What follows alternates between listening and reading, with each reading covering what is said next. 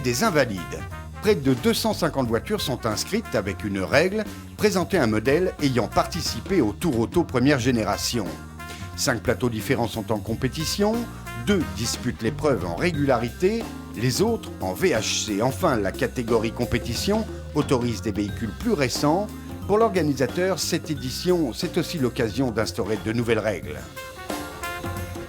On va essayer de faire un peu plus calme que l'année dernière, parce que, comme dans tous les sports mécaniques, il y avait une petite montée en puissance et on a trouvé bien de calmer un petit peu ça.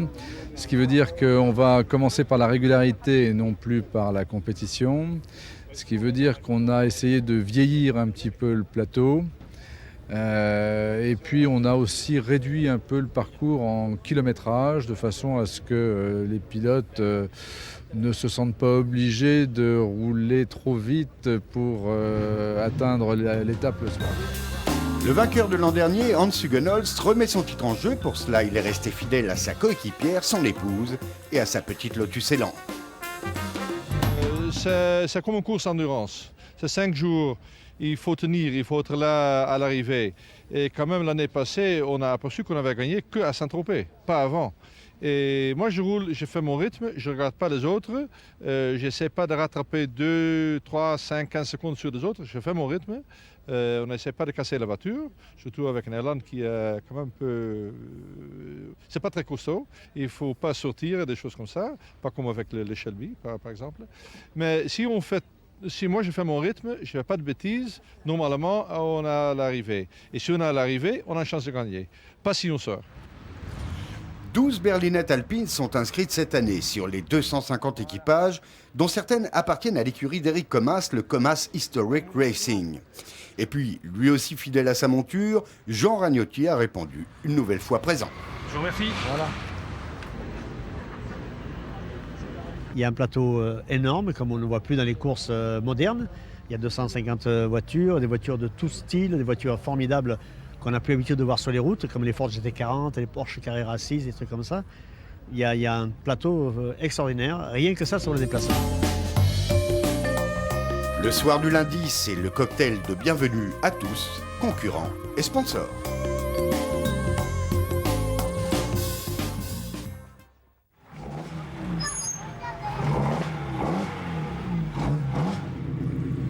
Mardi 26 au matin, départ de Paris. Le spectacle est toujours aussi étonnant. Ferrari, Lotus et autres AC Cobra se mêlent à la circulation du centre de la capitale.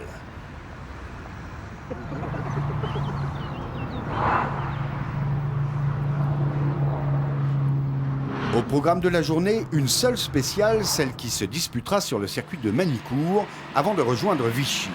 La route n'est bien sûr pas chronométrée, les voitures y sont soumises à la réglementation ordinaire. Un peu d'autoroute et quelques départementales composent le menu de la matinée. Tout au long du parcours en tout cas, on reste fasciné par ces monstres dont beaucoup ont été créés pour la piste et qui semblent flâner ici sur les petites départementales françaises. C'est l'un des aspects les plus anachroniques de cette épreuve hors norme. Quelques contrôles de passage sont prévus, comme celui qui nous amène à la périphérie d'Orléans.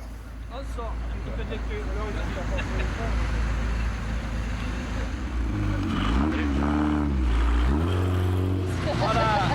On tout essaye. Voilà. Merci.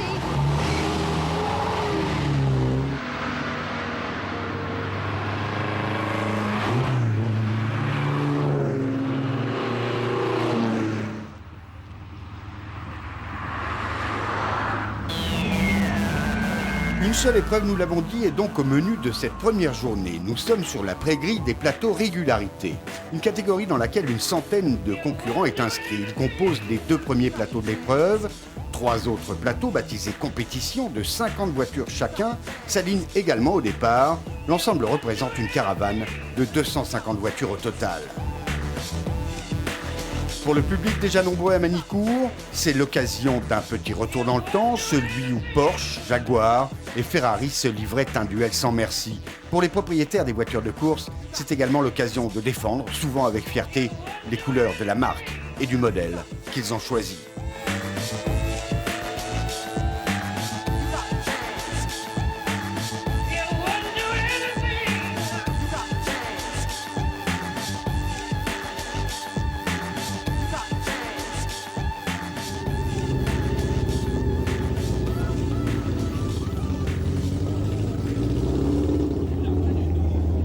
En 2 mots, c'est d'abord et avant tout retrouver le plaisir du pilotage. C'est-à-dire que c'est une voiture qui, lorsque vous êtes dans un virage, il faut la piloter, c'est pas elle qui vous pilote. Donc avant tout, on a entre 30 et 50 ans, c'est les voitures de notre enfance, et notre plaisir avant tout, c'est la glisse. Les premiers spectateurs, ce sont les participants eux-mêmes. La passion et l'enthousiasme qu'ils affichent est un vrai plaisir.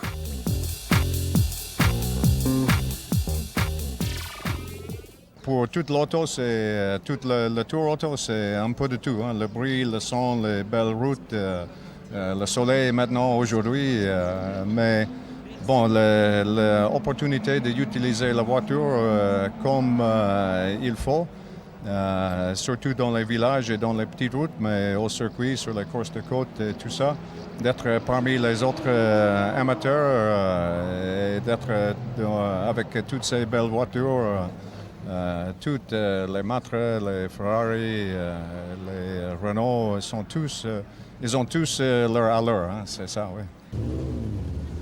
Pour certains, les premiers kilomètres parcourus sont déjà synonymes de galère. Programme, là, effectivement, oui, là, c'est mettre les mains dedans et puis essayer de s'en sortir le plus vite possible, en espérant qu'elle s'arrête là, que les ennuis s'arrêtent là.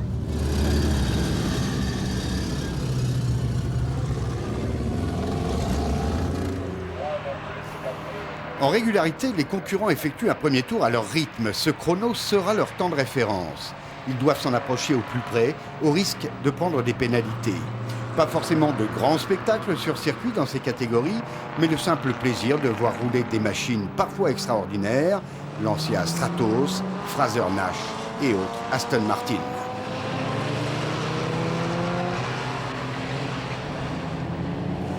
Là où la discipline devient vraiment très compliquée, c'est lorsqu'il faut conserver cette moyenne dans des parcours routiers avec leurs difficultés propres, comme des côtes, des épingles, etc. Le but est donc de respecter la vitesse. 1 seconde de trop et c'est un point de pénalité, 1 seconde en moins et ce sont 2 points qu'il faudra ajouter au compteur. À l'arrivée, les moins bons auront cumulé plusieurs milliers de points, autant de secondes qui les écartent des meilleurs. Pour réussir dans cette série, il faut une voiture puissante et agile, capable de reprises très vives et d'un bon copilote puisque c'est lui qui, par ses indications, va permettre au pilote de caler sa vitesse sur le chrono idéal.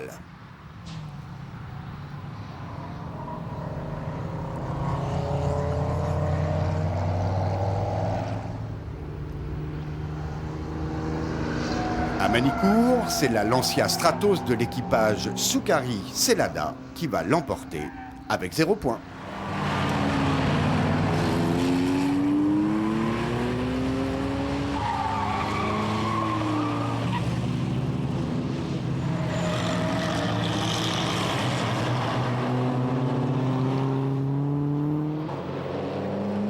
En catégorie compétition, c'est déjà une autre histoire. 4 classements arbitrent le duel. Celui de la catégorie VHC qui répond aux normes de la fédération. Ce sont les véhicules historiques de compétition. Elles datent toutes d'avant 66. C'est un peu la catégorie reine du Tour Auto puisque son vainqueur est déclaré vainqueur du Tour. Ici, c'est le chrono qui parle et la virtuosité des pilotes qui fait la différence.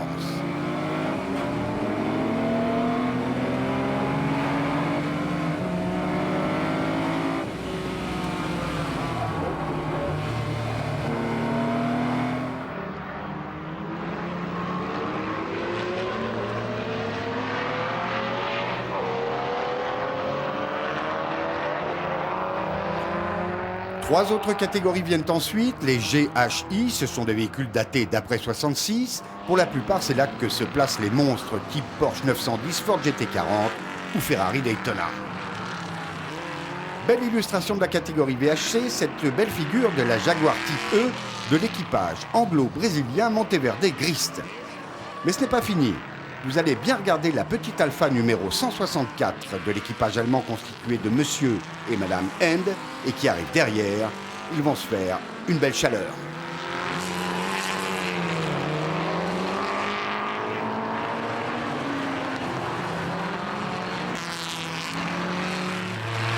Il manque un cylindre à Jean Ragnotti. Sur 3 pattes, ce dernier réussit tout de même tant bien que mal à boucler la spéciale. Il perd malheureusement un temps précieux qu'il mettra quelques jours à récupérer. Au final, le circuit n'est pas le terrain de prédilection de la berlinette, qu'importe. On trouve également dans ce plateau des Porsche 906 et autres AC Cobra.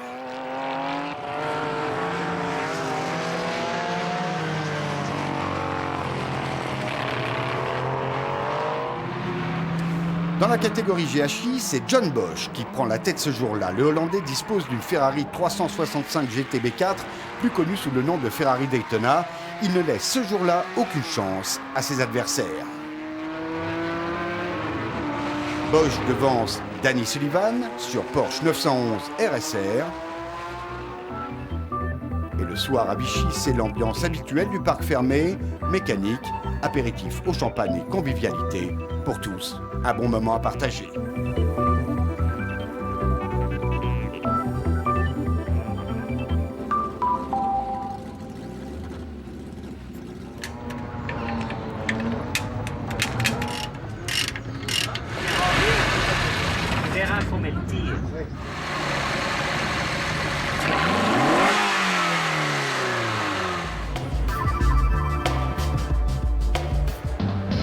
Enfin, c'est le dîner et la présentation de l'étape du lendemain.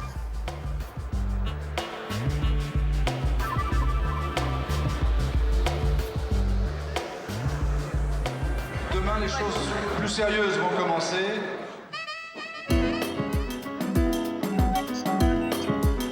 La deuxième étape emmène les concurrents de Vichy à Clermont-Ferrand. 3 spéciales sont au menu du jour, 2 sur route et une sur le circuit de Charade. Jean Ragnotti et Eric Comas sont en pleine discussion. Jeannot fait le point sur les mérites de sa berlinette. Les épreuves spéciales sont très bien adaptées à la berlinette alpine. Hein. C'était son terrain de prédilection. Et en plus, c'est un petit peu humide. Alors là, ça nous avantage encore un tout petit peu plus par rapport à certains monstres de 400 ou 500 chevaux qui sont un petit peu devant nous.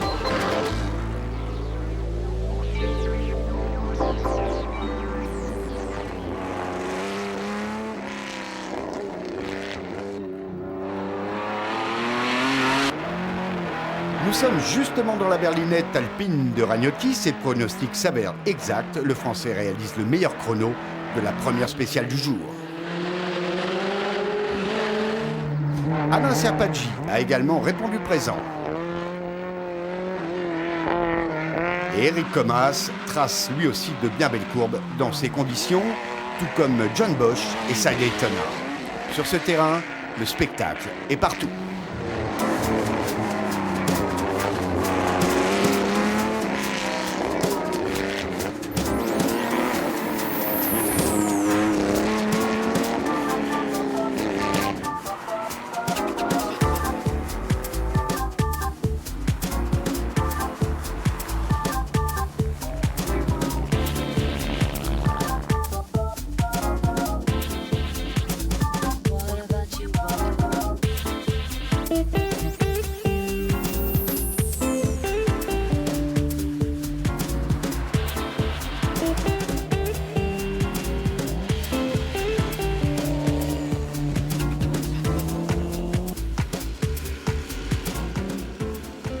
Non, vous ne rêvez pas, c'est bien d'une 2 chevaux qu'il s'agit. Les voitures éligibles sont celles qui ont participé au Tour Auto de la grande époque. Une 2 chevaux fut bien inscrite dans cette course en 1951. Le capital sympathique de ce vilain petit canard a en tout cas pu être vérifié tout au long de l'épreuve. Dans cette spéciale de Guéchervais, Alain Couder et Jean-François Meunier sont loin d'être ridicules. Ils réussiront le 15e temps en régularité avec seulement 3 points de pénalité. La 2 chevaux n'est pas la seule voiture de légende à pouvoir poser ses roues sur le Tour Auto. Cette traction, cette Hotchkiss, nous offre à elle deux une bien belle page de l'histoire automobile.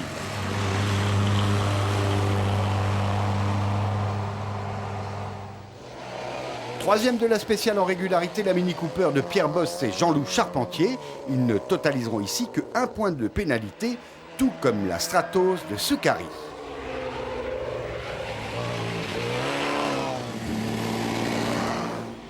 Et la victoire revient à cette superbe ACK de l'équipage anglo-espagnol Nicholson Jiménez. En revanche, les pilotes Ferrari ne brillent pas particulièrement dans cette catégorie. C'est le cas d'Anthony Potzner et de sa superbe 275 GTB4 et de Paul Westy sur 250 GT Tour de France, respectivement 84 et 68e.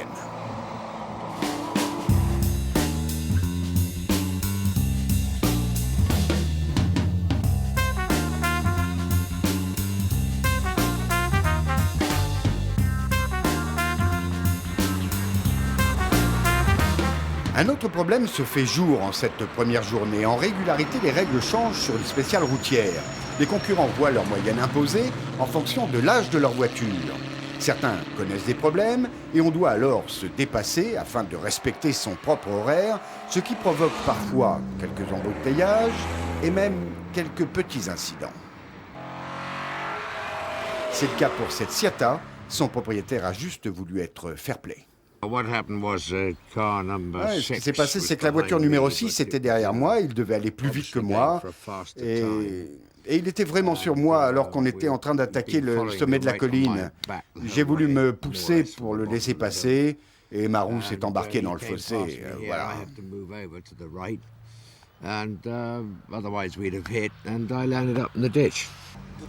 Heureusement, la sortie de route est sans gravité et l'équipage pourra reprendre la piste, seulement pénalisé au maximum, c'est-à-dire d'un forfait de 15 minutes.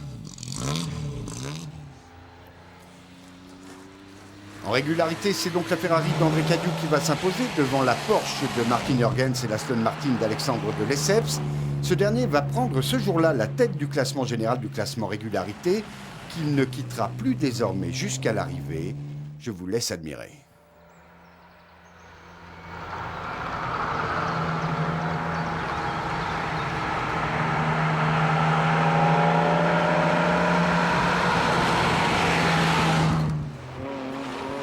En VHC, c'est la Porsche de Frédéric Chambon qui s'impose devant la Jaguar de Carlos Monteverde.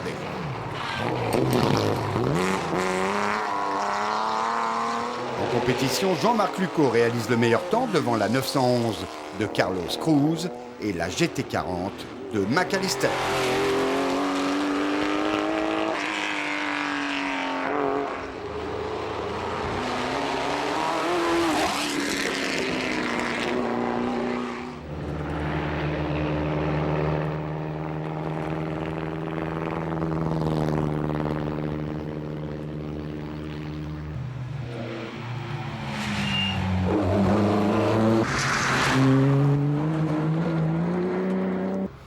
Les concurrents ont repris la route pour le circuit de Charade où se disputèrent les Grands Prix de Formule 1 jusqu'en 1971. Le public s'est déplacé en nombre et semble apprécier le spectacle.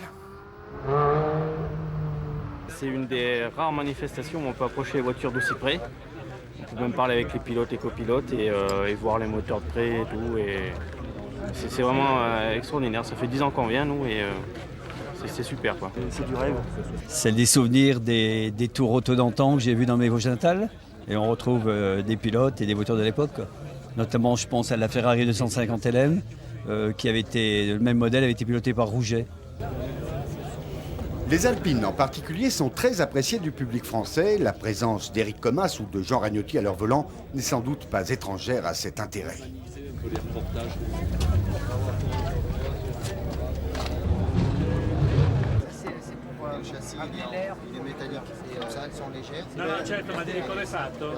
Moi, ce qui m'intéresse en particulier, c'est toutes les voitures les sportives des années 70, 80, enfin 70, ouais. Type Alpha, Alpine, les Porsche aussi.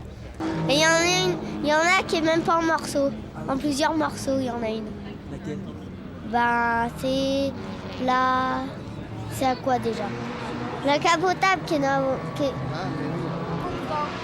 Une Maserati alors. Parce qu'elles sont belles et elles vont à 320 à l'heure. Certains concurrents collectionnent, eux, les courses, tout simplement. C'est une partie de ce que j'ai fait depuis 6 ans que j'ai reconstruit la voiture.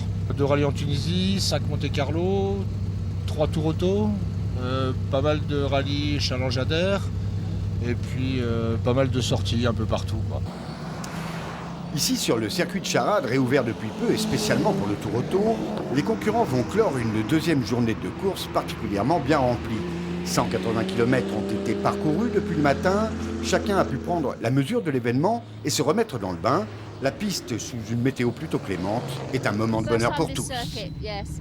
Oui, c'est la première fois que nous venons sur ce circuit, ça a très bien marché. Cette voiture a besoin de rouler à son rythme et de ne pas être gênée dans son effort. Elle n'aime pas aller trop lentement. En tout cas, bonne piste. On en a bien profité.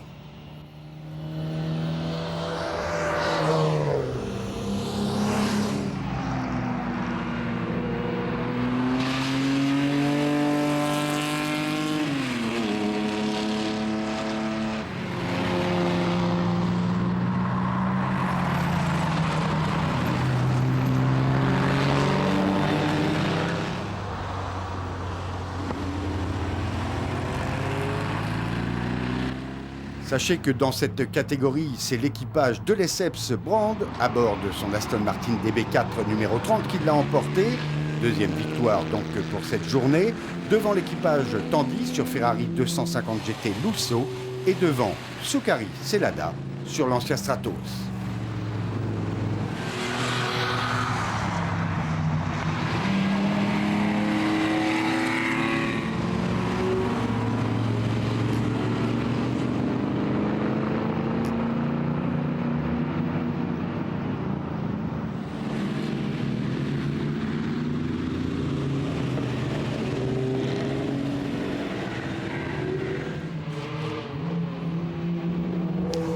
Alors que nous sommes avec les VHC, un mot d'un autre classement qui fut les grandes heures du Tour Auto première formule.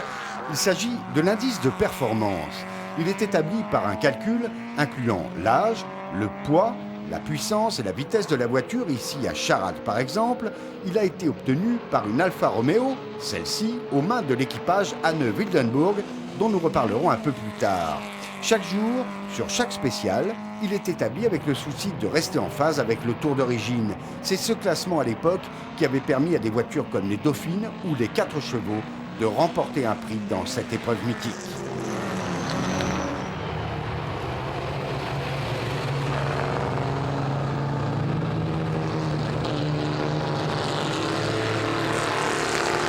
Deuxième à l'indice donc sur cette piste de Charade, la Ford Cortina Lotus de Damien Colère, numéro 166.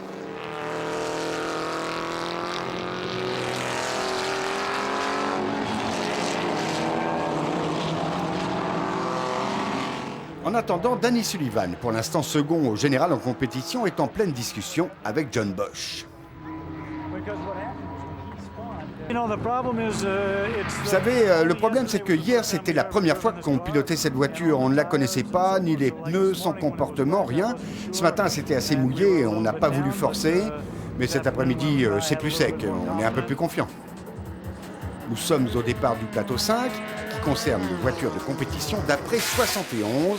Et à bord de la Ferrari 210 de Casalière et Crochet, il s'agit d'une 365 GTB4, groupe 4, 1972.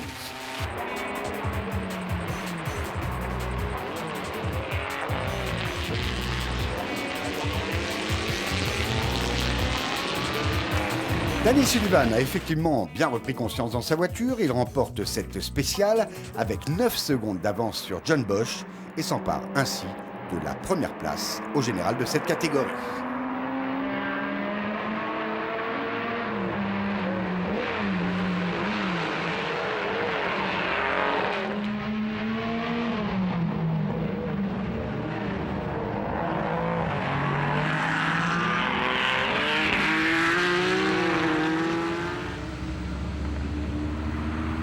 Le soir enfin, l'arrivée est jugée à Vulcania où les concurrents seront logés dans un décor somptueux.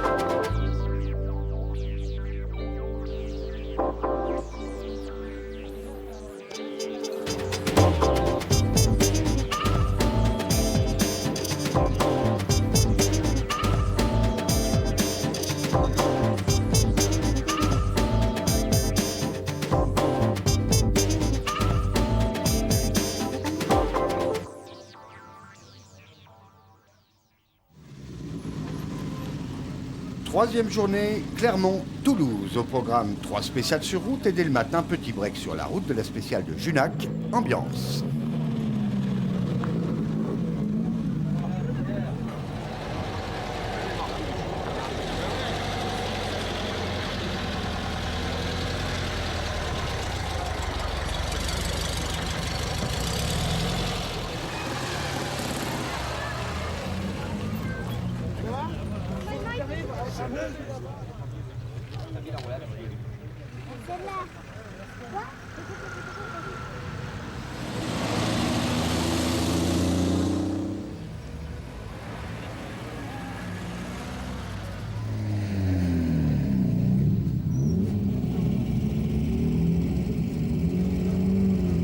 Nous sommes à Junac, un petit village à quelques kilomètres de Montsalvi. Nous habitons ici l'été, nous sommes chambre d'hôte. Voilà. Et puis c'est plaisant de voir un petit peu d'animation dans ce village. On est plutôt habitué aux vaches à salaire et aux troupeaux et aux champignons que ça, mais c'est tout. C'est vrai, le village est perdu, loin de tout. Et pourtant, le Tour de France passe régulièrement ici, en 2004, mais aussi en 59, où Charles de Gaulle plonge à la tête dans la fontaine municipale. Jean Ragnotti ne peut s'empêcher d'en faire autant. Quelques minutes d'attente sont nécessaires avant d'affronter la spéciale qui rejoint le village de Montsalvi. Pour certains, la route n'a pas été une simple partie de plaisir.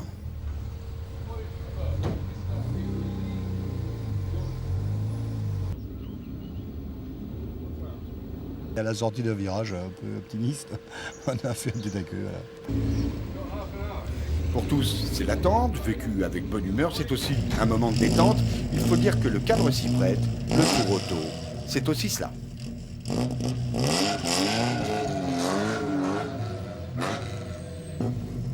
Je crois que de la 2 chevaux à la GTO, il y a la place pour tout le monde. C'est ça qui est sympa sur le Tour Auto, c'est probablement la plus belle épreuve. On a fait le Monte-Carlo, le Tour de Corse, on fait les épreuves toute l'année. Le Tour de France, c'est le rendez-vous, quoi, qu'on ne peut pas louper. T'as la feuille jaune ?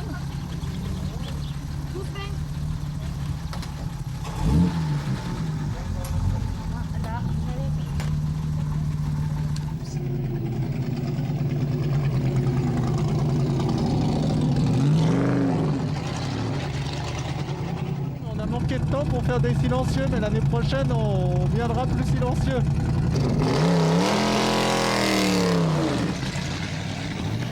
Après l'attente et les différents contrôles, c'est finalement le départ attendu. Les chevaux vont être lâchés.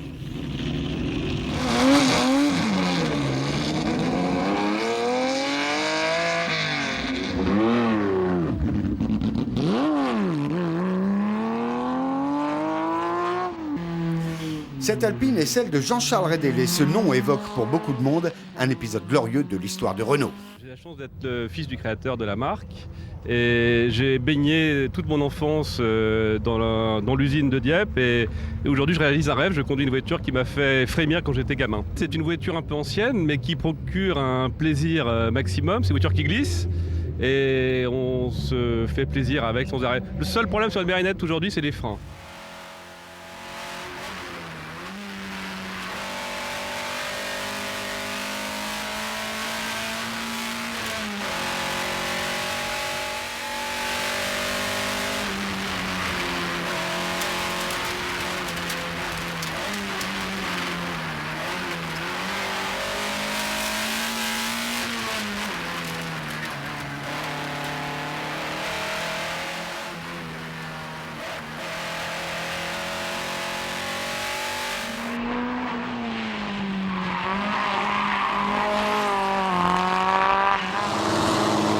Vainqueur ici en régularité, la Ferrari 166 de l'équipage Keul, un temps de 4 minutes 30 pour parcourir les 4 km 500 de la spéciale et 0 point de pénalité. Nous sommes en route vers la deuxième spéciale du jour sur la liaison, petit comité d'accueil. On note tous les numéros des concurrents et si ça dépasse la vitesse autorisée, c'est la direction de course qui s'occupe de mettre les pénalités. La deuxième spéciale du jour a lieu à quelques kilomètres de là, à Saint-Cyprien. Troisième ici en régularité, la Ciata d'Alexander Feich et Fiona Walker. La voiture s'est donc bien remise de sa sortie de route de la veille. Seconde, l'Alfa Romeo de Robert et Anne Linwood. Un peu trop rapide, l'équipage est arrivé 1 seconde avant l'heure idéale et écope donc de 2 points de pénalité.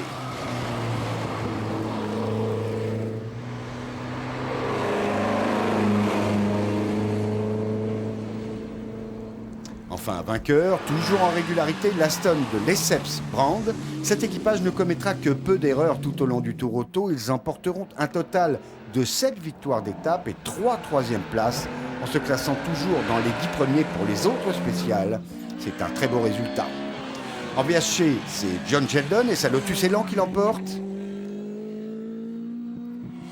Le Britannique va devancer la Jaguar du Brésilien Carlos Monteverde et la Cobra de Ludovic Caron.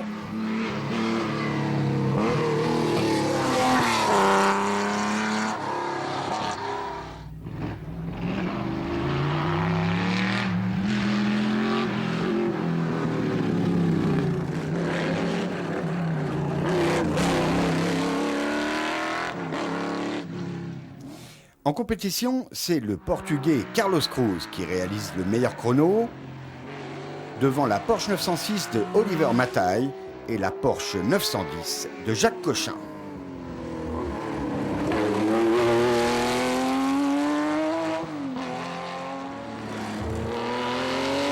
En tout cas, on le voit, les concurrents n'amusent pas le terrain. Petite sélection des plus beaux passages de cette spéciale.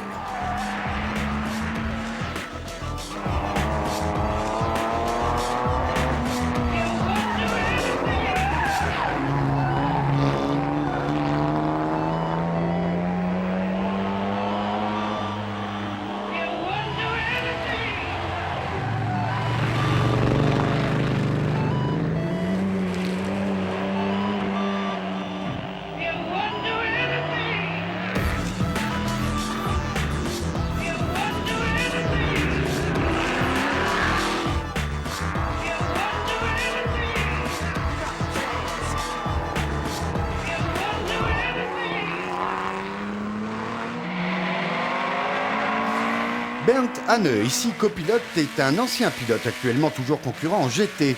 Il partage le volant avec son coéquipier Herma von Wildenburg, propriétaire de la voiture, une Alfa 1600 GTA qui nous étonne chaque année par la santé de sa mécanique.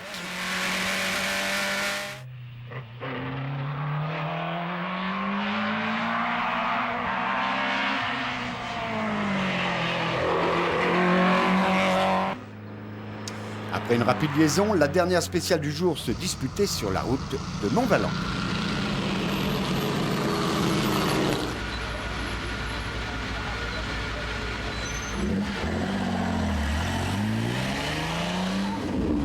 Cette fois, c'est la 906 de Mataille qui l'emporte.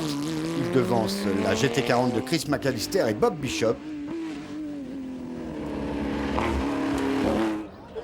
Et ce sera la Porsche 911 de Carlos Cruz qui fermera la marche du podium de cette spéciale.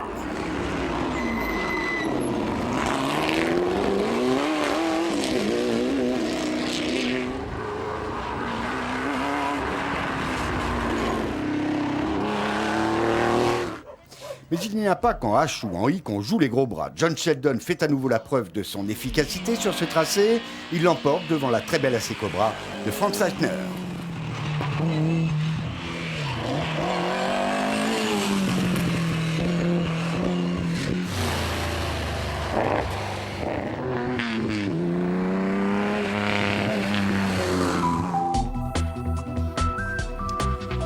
Au menu de la 4e journée, 2 spéciales sont au programme, celle du Col des Arts et une sur le circuit de Nogaro.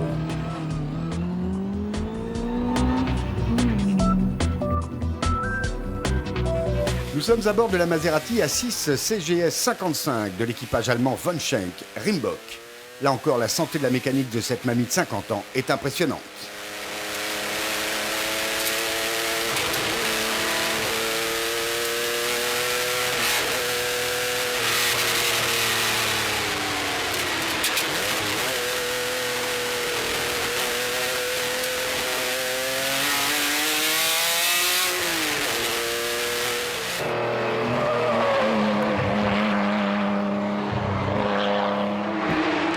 En compétition, premier de la spéciale, la Porsche 910 de 1967 de Luco et Antonini. Deuxième, la Porsche 906 de 66 de Mathai Jodexnis. Et troisième, la Porsche 911 ST de Oliveira et Cruise.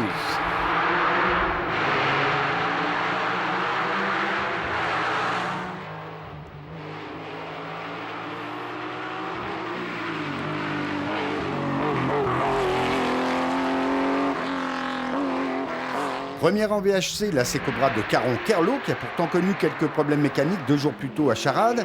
Il remporte cette spéciale comme ils le feront pour la suivante sur le circuit de Nogaro.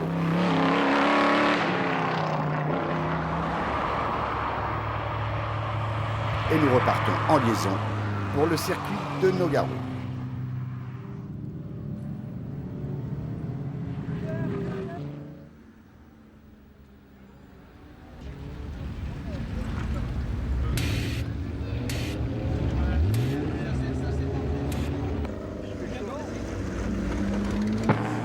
Il fait chaud sur la piste, petit arrêt pour nous devant la Ferrari 250 LM de Steven Reed.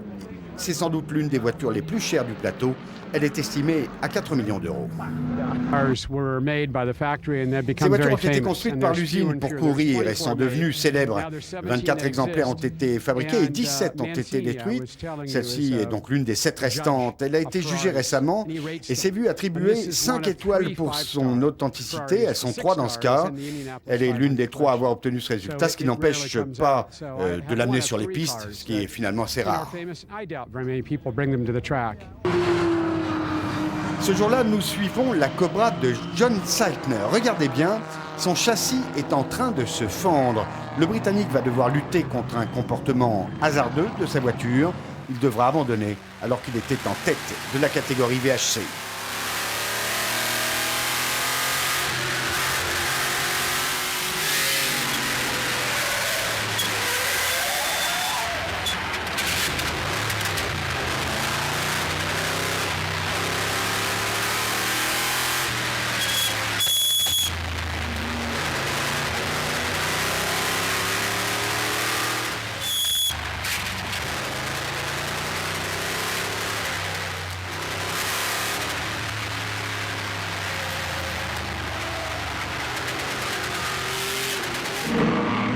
Pendant ce temps, l'Allemand Bernd Hahne fait des miracles sur le circuit grâce à un style spectaculaire, généreux et néanmoins très efficace. Il faut dire que l'homme est plutôt atypique.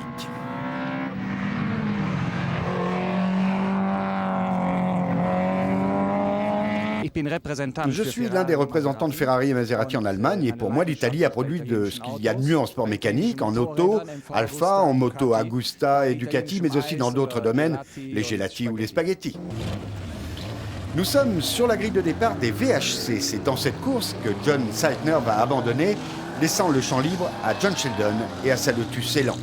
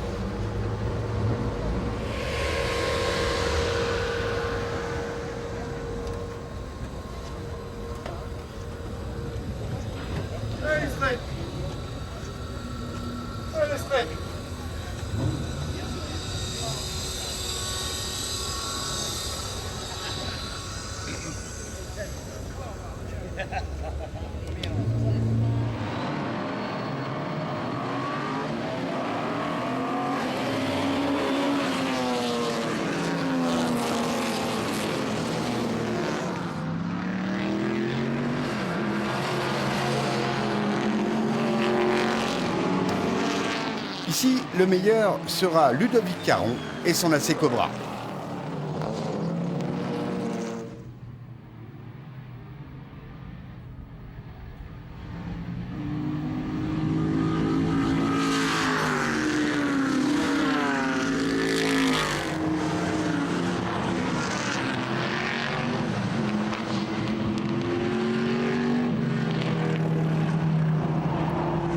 Vous voyez, il devance maintenant John Sheldon, qui prend donc la tête de la catégorie grâce à cette deuxième place. Et puis, vous allez bien regarder les difficultés qu'a John Seitner pour maintenir sa voiture en ligne. Très impressionnant.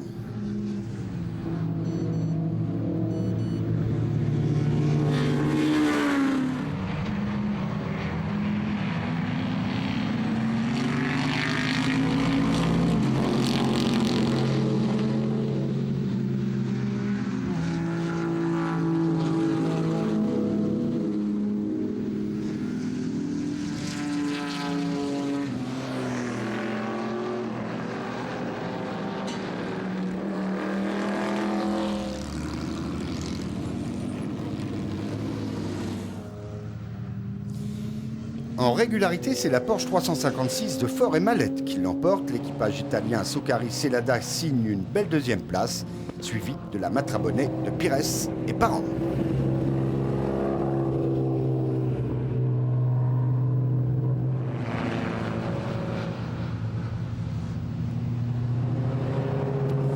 Dans le paddock pendant ce temps, en entendant la course des catégories G et H, Eric Comas fait le point. Lui aussi est un supporter inconditionnel du Tour Auto.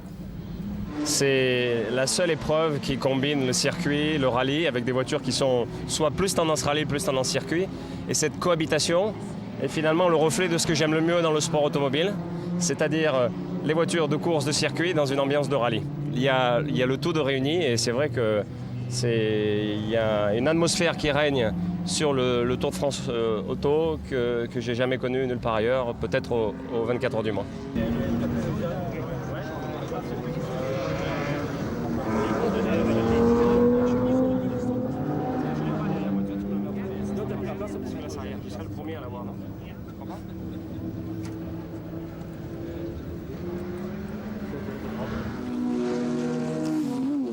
En catégorie compétition GHI, on retrouve toujours les mêmes. Si les voitures courent ensemble, les catégories font elles l'objet d'un classement séparé.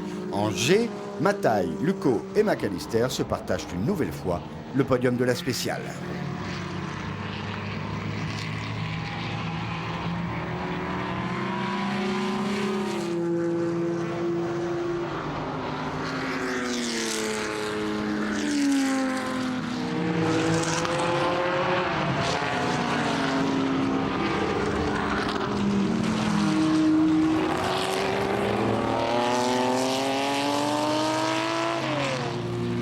On ne s'étonnera pas qu'à ce rythme, les voitures connaissent quelques problèmes. C'est le tour cette fois de Richard Fay et de sa 911 RSR.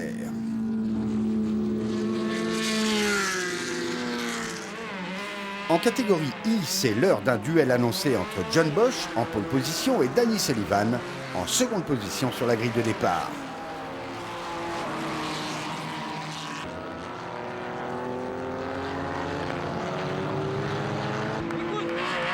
La bagarre fait rage entre les deux, mais c'est finalement John Bosch qui va l'emporter et prendre au général la tête de la catégorie.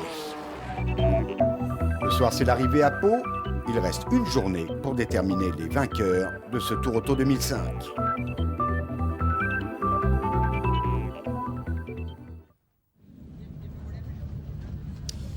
Cinquième et dernière journée, une épreuve est prévue à Pau-Arnos et une autre sur route, la spéciale du Bois du Bâgé, qui pour des raisons de timing ne sera finalement disputée que par les catégories G et H. Pour eux, on est donc à 5 tours de circuit de la fin de ce Tour Auto. John McAllister a eu chaud, c'est le moins qu'on puisse dire. Après un début d'incendie à bord de sa GT40, il parviendra néanmoins à prendre le départ de la course.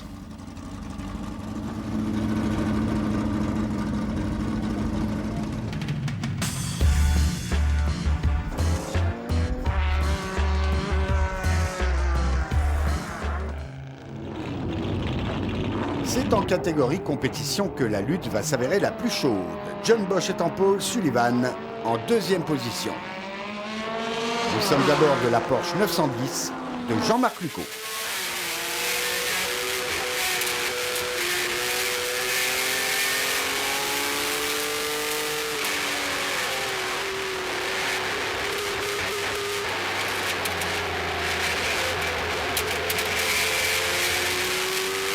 On le voit, c'est une solide explication qui a lieu entre Sullivan et Bosch. John Bosch, malheureusement, connaît finalement quelques problèmes de moteur. Il va perdre de l'huile dans ce virage et va tout de même tenter de rallier l'arrivée. La lutte est maintenant ouverte entre Lucot et Sullivan.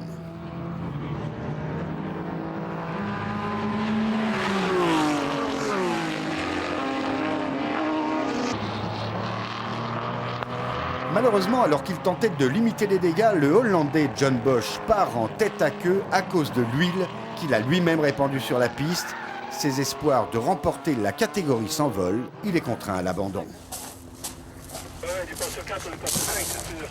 J'ai cassé le moteur, c'est la course.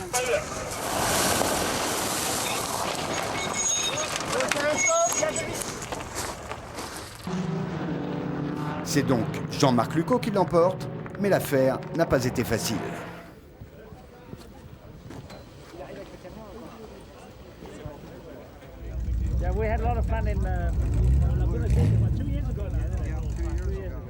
Victoire à l'arraché parce qu'on a eu plein de soucis. On pouvait visiblement prétendre à la victoire dans notre groupe parce qu'à chaque fois qu'on a couru, on a été devant.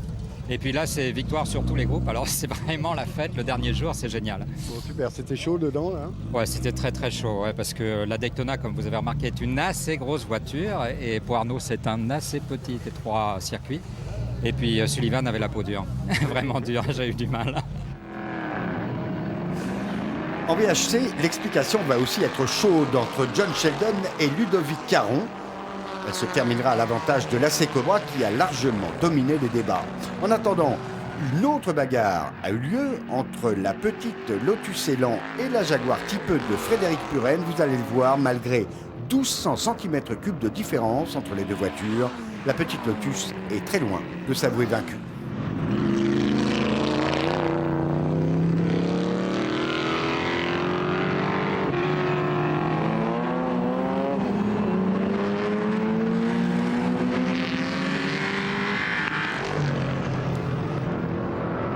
Les voitures passeront donc la ligne dans cet ordre.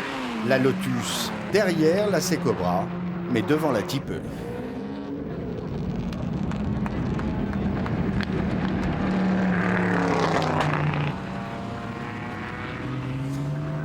En régularité, on adopte un rythme bien différent selon son âge et sa classe.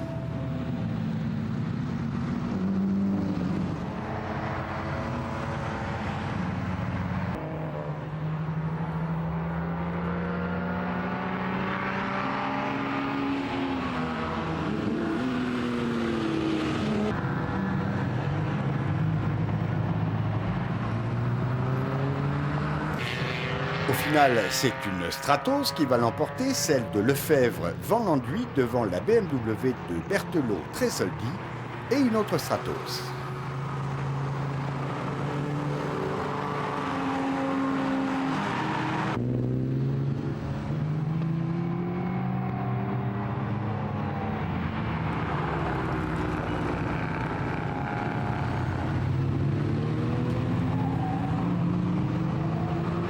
Quoi qu'il en soit, ce résultat ne va pas influencer le classement général. Et l'Aston de Lesseps Brand, qui va remporter la dernière spéciale, continue donc de dominer la catégorie.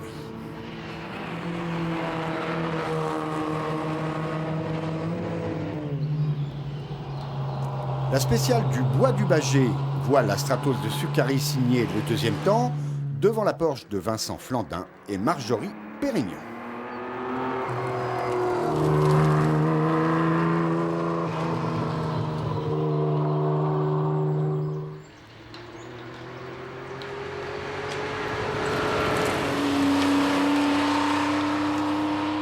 Enfin, c'est l'arrivée à Biarritz, dans une ambiance digne des tours auto d'autrefois, public, musique.